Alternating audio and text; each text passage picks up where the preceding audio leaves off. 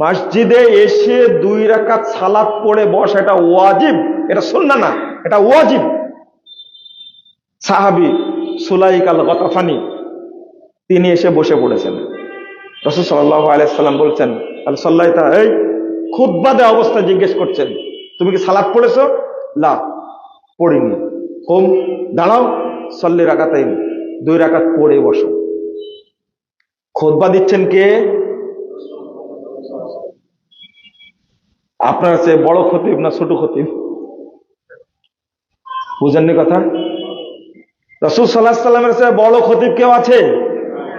তিনি খুতবা দিচ্ছেন, সাহাবীকে বলছেন দাঁড়াও, 2 রাকাত সালাত পড়ো, তারপরে বসো।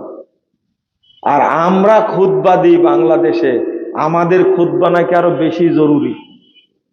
আমাদের খুতবার সময় সালাত পড়া যাবে না।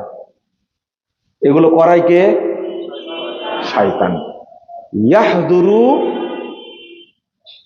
আহাদাকুম ইনদা কুল্লি শাইইন মিন শানিহি, প্রতিটি কাজের ক্ষেত্রে শয়তান লেগেই আছে, শয়তান আমাদেরকে বাধা দেয়। শুধু সালাতের ক্ষেত্রে সবচেয়ে বেশি ইবলিস লাগানো আছে সালাতের আমলটাকে নষ্ট করার জন্য।